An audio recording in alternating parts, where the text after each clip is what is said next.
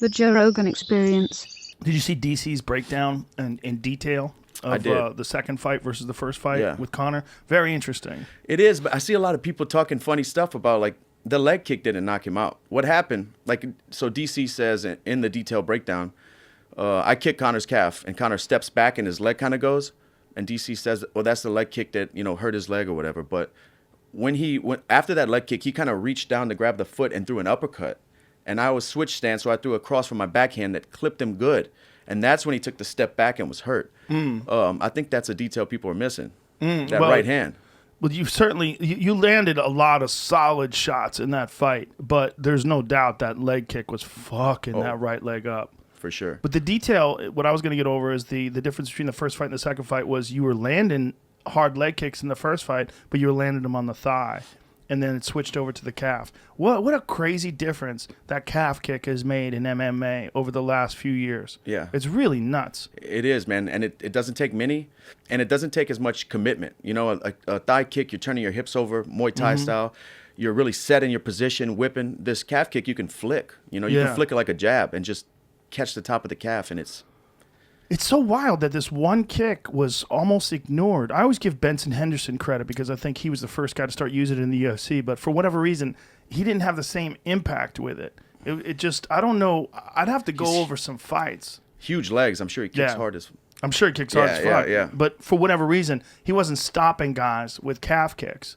But then along the way, somewhere in the last, 5-6 years or something like that? Maybe not even that far back. Maybe not even, which is crazy. Yeah. Which is crazy. I can't think of a single technique that revolutionized the sport that way. Right.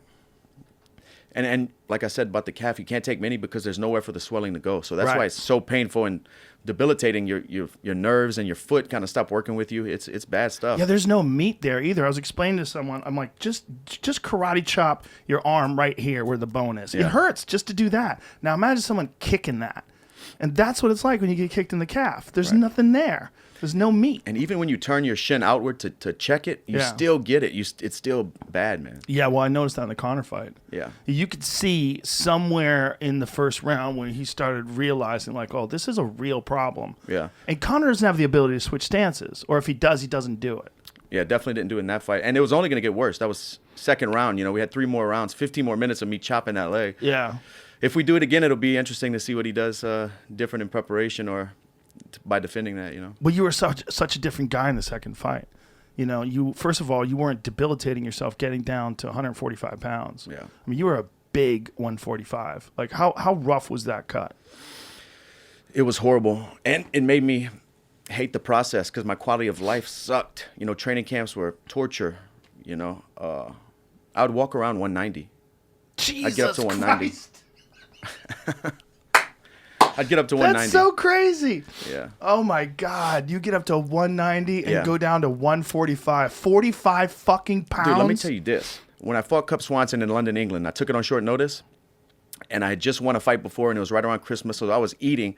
And when they called me, they asked me my weight, and I told them, 170. But I was like 187 or something.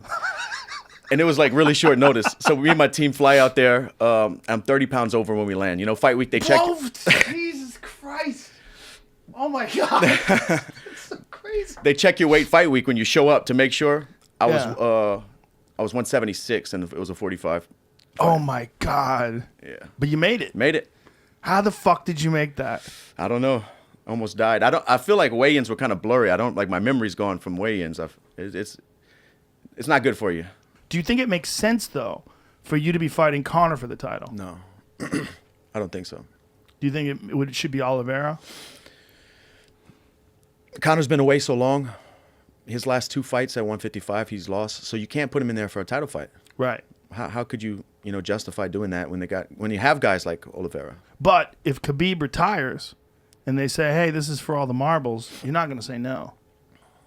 What are you going to say? You're going to say, I'm a purist. What are you going to say? I don't know. If Dana pulls you aside, he goes, it doesn't have to make sense. Of Come course. on. What? But yeah. Let's make some money. Yeah. We're fighting for the belt. Yeah, you have to fight for the belt. Yeah. We'll see what happens, man. I think it's going to be something soon because we've got to keep it moving. They're not going to sit forever chasing Khabib, and the division has to move on. It is interesting that in the time where that low calf kick is coming to prominence, And, this is also the time when Conor started moving away from the sport, took time off, fought boxing, then came back and had the fight with Khabib, and then came back and had the fight with Cowboy. The calf kick was never in play in any of his fights. But if you look at him stylistically, and this is one of the things, I love DC's detail that he does on ESPN. It's amazing. But when he broke down Conor's heavy weight on the right leg, he leans in like this all the time. He puts a lot of weight on that right leg. When he paws in that southpaw stance, and because you fight southpaw a lot as well, it just opens up that kick so big. Yeah. It's such a big weapon.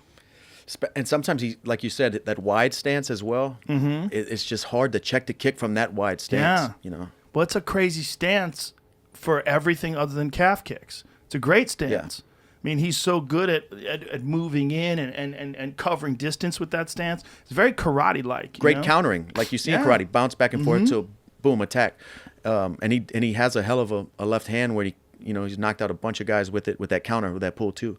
And that's what we worked on a lot that training camp with my boxing coach. Dia Davis is that pull two, baiting him in to throw the pull two. Yeah. The one time where it was one of the times, you caught him several times, but one time when you caught him with that counter right hook and you pointed at him, you're like, got you, bitch. Yeah, that felt good. I just felt like I was kind of grabbing the wheel and starting to let him understand, this guy's changed. Like this isn't the same fight. DC also broke down at the end of the first round. You kind of gently punched him in the stomach, just gently, like, "Hey man, good round, good game, good buddy." round." Yeah. There's a little gamesmanship going on there. I didn't do it in the moment. I didn't do it like you were thinking about it. Yeah, it just happened. It was just natural. Yeah. What did you say to him at the end of the first round? You said something. When we were hitting each other with the shoulders, I was having fun asking him. I think I told him, "How'd you like that clavicle?" Like just messing around, That's a funny thing. How'd you like that clavicle? How'd you like that clavicle? Has Just anybody ever messing said around. that in life? That might be the first time a human being has said, "How'd you like that clavicle?" I delivered one. I think that's probably... He got me back better, though. If you think of all the sentences that people have said throughout history... How'd you like that clavicle? Yeah, there might be like 2 or 3 other humans that have ever lived that have said those words together. How did you like that clavicle? Right? Yeah, that's not a word a phrase you use often. Very uncommon phrase. How'd you like that? How'd you like that clavicle? Man. Then he started cracking me with them. Yeah. And well, he had more pop on his for sure. The Cowboy fight, that was bananas. He Yeah. was able to do that kind of damage. Yeah, broke his nose maybe. Yeah, for sure. I mean, he was bleeding out of the nose right away. That was nuts. A lot of people didn't even understand what was happening. I wonder why, because when he started hitting me with them, I just naturally felt like I just put my head on the other side. Yeah, here it is. He just said to him. Well, it's obviously something that he's practiced. Yeah. One of the things about this fight is you look like the bigger guy. I'm pretty sure I weighed more than him. Yeah, you looked like it. You looked more muscular. He's he's muscular, but his waist is small. He's just built different, and I'll probably walk around heavier than him. Do you feel like now after that first fight that you got his number, or after the second fight? It's fighting, man. I don't think you ever really. He'll make adjustments. Yeah, he'll make adjustments. It'll be a completely different fight. Like the first one and the second was different. The third one's going to be different as well, because I'm going to make adjustments as well. I got to switch it up and keep things fresh and keep him guessing. Yeah. Now, ideally, when would you like the rematch? June, July. June, July. Because I'm still, my wife's birthday's coming up, so we're going to go somewhere for a couple of days. Like I'm still not, I will if I get the call and it's time to go to work, I will lock myself in training camp. But I'm still not right now ready to just go back to Florida a month removed from the last fight and then lock down for another 10 weeks or whatever it is. So we'll see. If they call, I will do it, but I'd rather it be a little bit further. Let me enjoy my life back home in Louisiana before I go right back out to Florida. So if they call you and say May, you will be doing it, but you would rather June or July. I'll do it anytime. I would be really shocked if they decided to do it in May. Just that close after that KO, I just don't think that's wise. Yeah, it is soon. Yeah. And obviously, I mean, and honestly, it's not a lot of time to adjust and work on what he needs to work on for the calf kick or what I want to switch up. We're just right back in camp getting ready to fight. We're not really evolving outside of training camp. For me, I learned things in training camp because it's just constant every day under pressure.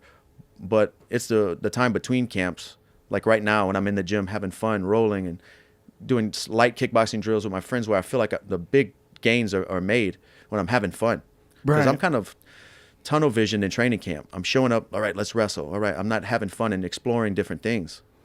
Catch new episodes of the Joe Rogan Experience for free only on Spotify. Watch back catalog JRE videos on Spotify, including clips. Easily, seamlessly switch between video and audio experience. On Spotify, you can listen to the JRE in the background while using other apps and can download episodes to save on data cost, all for free. Spotify is absolutely free. You don't have to have a premium account to watch new JRE episodes. You just need to search for the JRE on your Spotify app. Go to Spotify now to get this full episode of the Joe Rogan Experience.